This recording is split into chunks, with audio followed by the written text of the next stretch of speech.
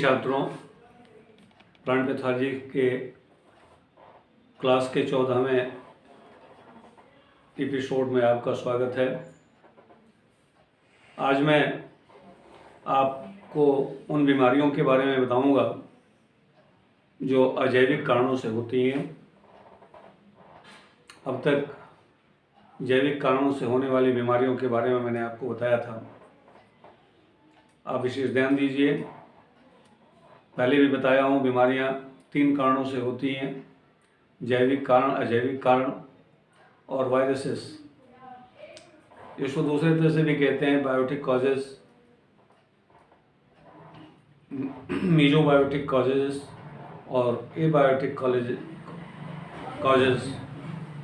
Abiotic causes में किसी जीव की हिस्सेदारी नहीं होती है और ये बीमारी होने के लिए निर्जीव कारण और पौधे का होना जरूरी है। इसके विपरीत जैविक कारणों से होने वाली बीमारियों में या मेजोथिटिक बीमारी में पैथोजन का होना, प्लांट का होना और प्रीडिस्पोजिंग फैक्टर का होना आवश्यक होता है। अब ये अजैविक कारण कौन कौन से होते हैं? तो पहला तो है ये सॉइल कंडीशन। सॉइल कंडीशन में दो ही चीज़ होता है, या तो भूमि में बहुत अधिक नमी होती है, वो भी एडवर्स कंडीशन माना जाता है, विपरीत स्थिति मानी जाती है, और या तो भूमि में नमी बिल्कुल ही नहीं रहती है। जिन भूमियों में ये ज़्यादा नमी रहती है और कम नमी रहती है, उनमें अलग अलग तरह की समस्याएं होती हैं। जिन भूमियों में लो मॉइस्चर होता है, नमी कम होती है, जिसके कारण पौधे को पर्याप्त पानी नहीं मिल पाता है, पौधे सूखने लगते हैं, उसे हम फिजियोलॉजिकल विल्टिंग कहते हैं। तो छात्रों, भूमि में जब पानी काफ़ी कम हो जाएगा तो दिक्कत ये होती है कि पानी पौधा ले नहीं पाता है। उस समय एक्सोऑस्मोसिस भी होने लगती है और पानी की कमी से पौधे सूख जाते हैं। इसे हम फिजियोलॉजिकल विल्टिंग कहते हैं। अब भूमि में यदि पानी अधिक हो जाए, नमी अधिक हो जाए, तो क्या होता है, ये ऑक्सीजन कम हो जाता है, जिससे कि जड़ें श्वसन की क्रिया नहीं कर पाती हैं और उसमें कार्बन डाइऑक्साइड इकट्ठा हो जाता है। और आप जानते हैं बैक्टीरिया 2 तरह के होते हैं। कुछ बैक्टीरिया को फ्री ऑक्सीजन चाहिए और कुछ बैक्टीरिया ऑक्सीजन की अनुपस्थिति में रहते हैं, उनको हम एनाएरोबिक बैक्टीरिया कहते हैं। ये एनाएरोबिक बैक्टीरिया इस तरह के केमिकल उत्पन्न करते हैं मेटाबॉलिज्म के द्वारा, जो पौधों के लिए हानिकर होता है और ये पौधे के जड़ों के और तने के अगल बगल इकट्ठा हो जाते हैं।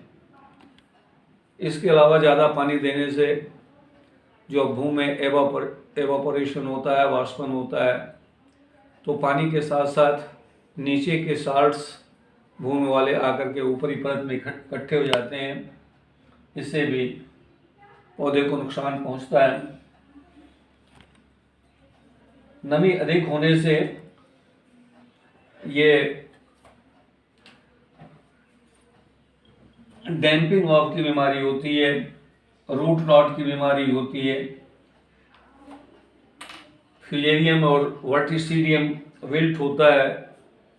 ये उन्हीं भूमियों में होता है जिनमें नमी ज़्यादा होती है। तो ये भी एक कारण है बीमारी होने का।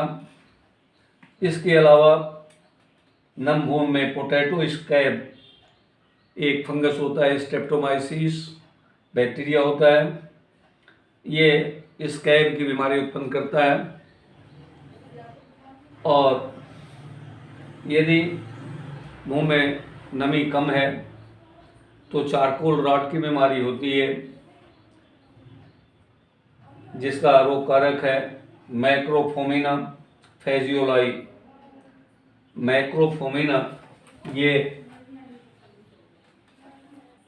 ऑर्गेनिज्म है, ये चारकोल रॉट उत्पन्न करता है और ये बीमारी भूमि में जब नमी कम होती है उस समय होती है।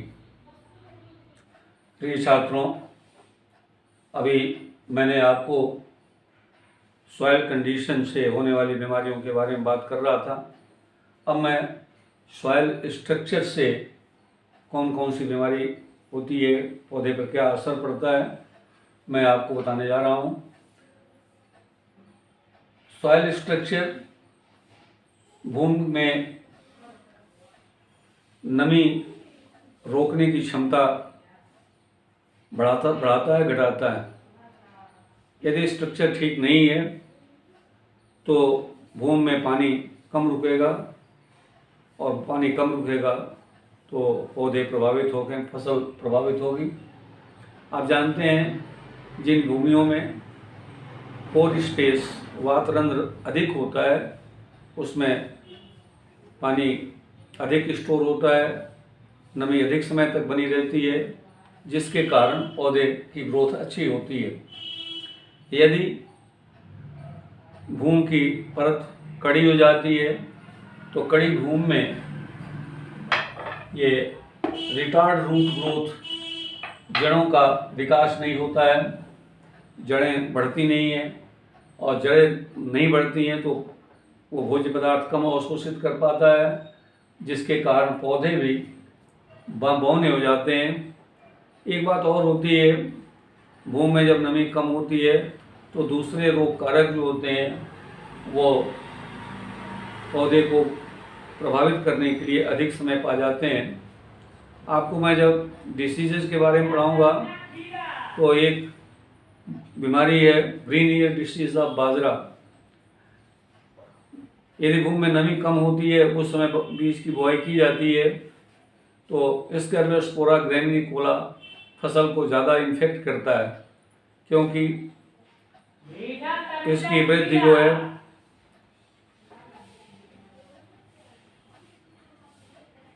धीरे धीरे होती है और रोग कारक को जड़ों को पेनिट्रेट करने में सुविधा होती है। तो इस तरह से जब वृद्धि कम होगी तो रोग कारक को अधिक समय मिल जाता है संक्रमण करने के लिए।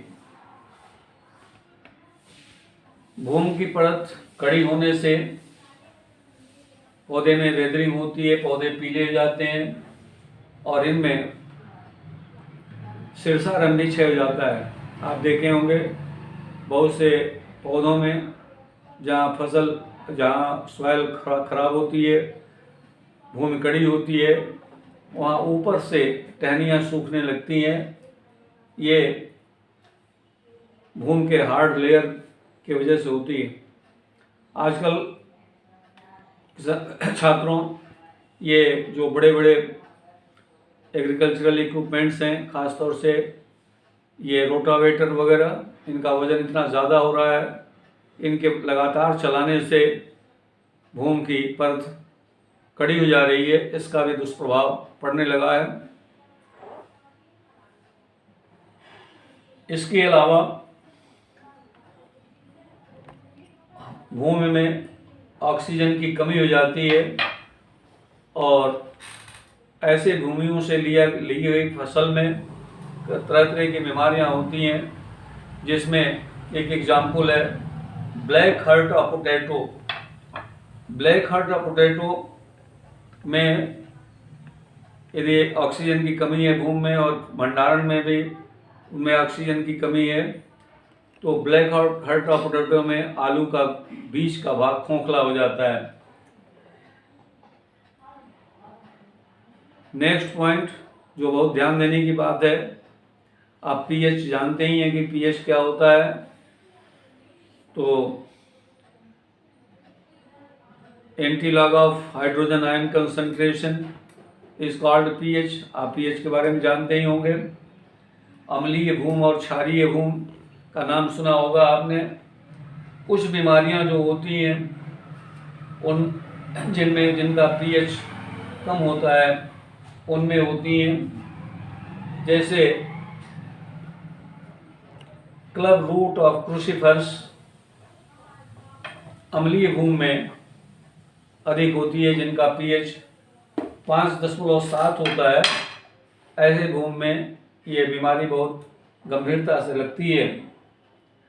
और जिनमें पीएच अधिक होता है, आप देख रहे हैं 7.8 पीएच है, इसमें इस बीमारी का पता ही नहीं होता है, ये बीमारी बिल्कुल ही नहीं लगती है।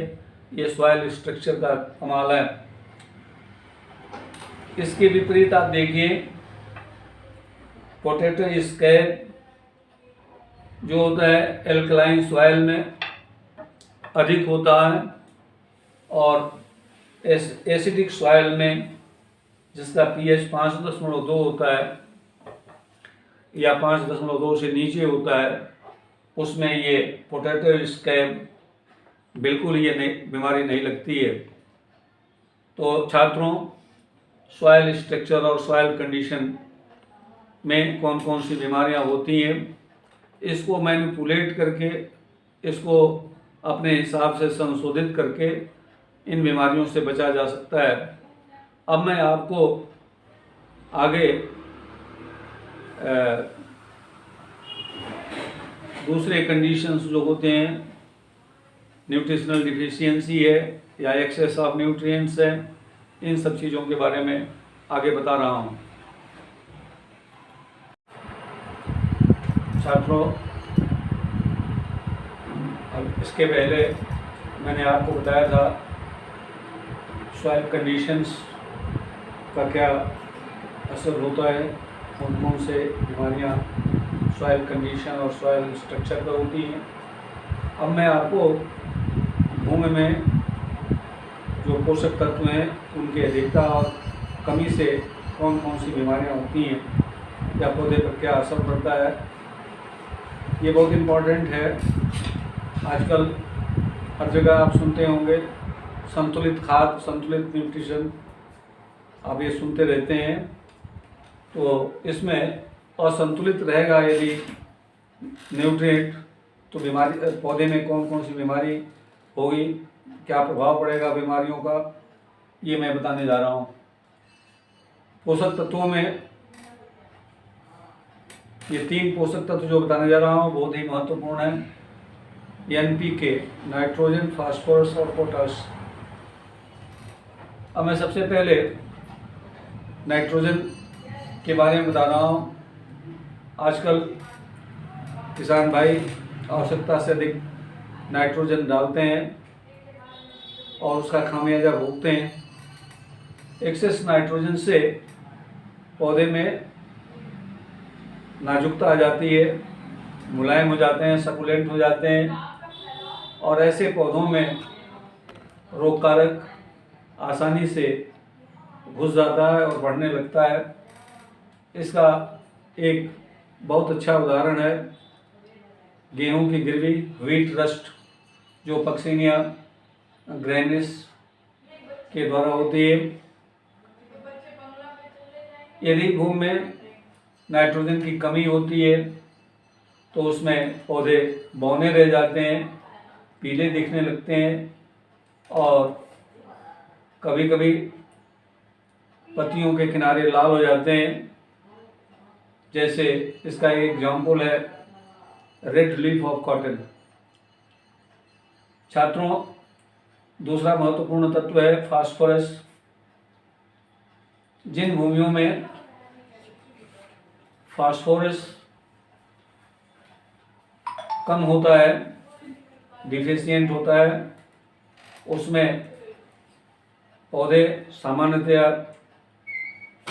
नीले हरे रंग के हो जाते हैं और उनका रंग जो होता है पर्पलिश टिंट होता है, छाया लिया होता है पर्पल का। ये फास्फोरस की कमी के स्थिति में देखी जाती है। फास्फोरस के कमी से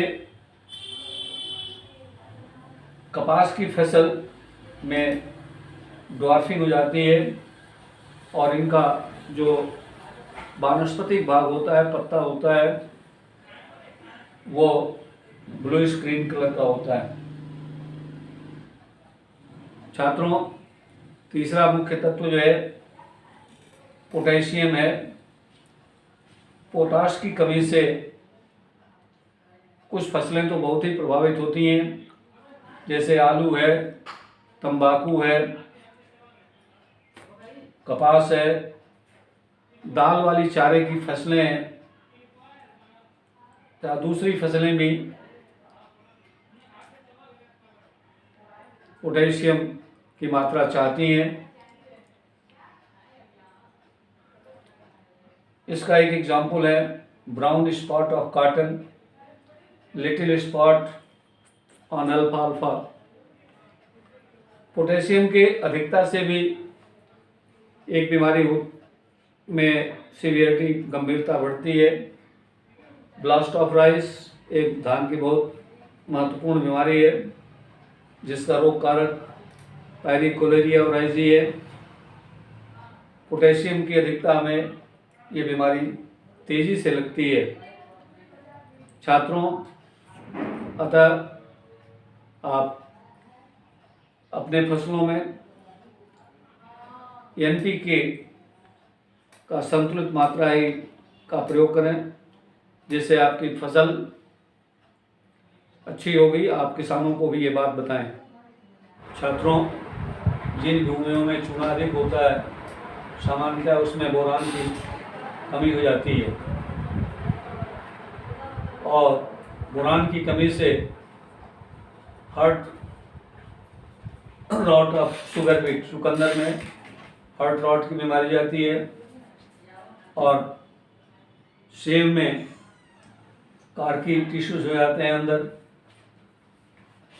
पत्ता गोभी में भी ब्राउन हेड हो जाता है और सभी ब्रेसिकेसी फैमिली के तनों में हालो उसका तनल होता है, खोखला हो जाता है। दूसरा तत्व जो इम्पोर्टेंट तत्व है छात्रों, ये कैल्शियम है। इससे एक बीमारी होती है blossom in rot of tomato और wither tip of flax. Flax अलसी की फसल को कहते हैं। इसमें ऊपर से उसका सिरा सूखने लगता है, टूट के गिरने लगता है और ये ब्लॉसम एंड रॉट, इसमें भी ऊपर से सड़न शुरू हो जाती है कैल्शियम की कमी से। दूसरा इम्पॉर्टेंट तत्व होता है मॉलिबेडनम। इससे फूल गोभी में एक बीमारी होती है, whip tail disease of cauliflower. इसके बाद एक दूसरा तत्व है जिंक। इसके बारे में तो आप बहुत ही जानते होंगे। इनकी कमी से मॉटलिंग हो जाती है, लिटिल लीफ पत्तियां छोटी हो जाती हैं और एक बहुत ही इम्पॉर्टेंट डिसीज़ है, महत्वपूर्ण, जिसको आप सब लोग जानते हैं, खेतों में देखे होंगे, उसको कहते हैं खैरा डिसीज ऑफ राइस। दूसरा जो और तत्व है यह है गंधक। गंधक की कमी से पत्तियां पीले हरे रंग की या लाइट हल्के पेल ग्रीन तैलीय रंग की हो जाती हैं और इनमें कोई स्पॉट नहीं बनता है। यह सिम्टम वैसा ही दिखता है जैसे नाइट्रोजन की कमी में दिखता है। इसके बाद लोहा, आयरन भी एक इम्पॉर्टेंट तत्व है। इसकी कमी से पत्तियां जो होती हैं, नई पत्तियां पीली हो जाती हैं, परंतु इनका मुख्य सिरा हरा रहता है। अत्यधिक कमी होने पर पत्ती का कोई भाग या संपूर्ण पत्ती सूख जाती है और भूमि पर गिर जाती है। छात्रों, इसके बाद के जो न्यूट्रिएंट्स हैं उनका क्या प्रभाव होता है और भी अजैविक कारणों से कौन कौन सी बीमारियां होती हैं, किन किन कारणों से, मैं अगले वीडियो में बताऊंगा आपको। तब तक आप इस वीडियो को धैर्यपूर्वक देखें, मन लगा के देखें और इसका लाभ उठाएं। अपने अन्य मित्रों को बताएं, ये इस वीडियो को शेयर करें, लाइक करें और बहुत अच्छा लगे तो सदस्य भी बने, सब्सक्राइब करें। बहुत बहुत धन्यवाद। आपने बहुत धैर्यपूर्वक वीडियो को इतने समय तक देखा।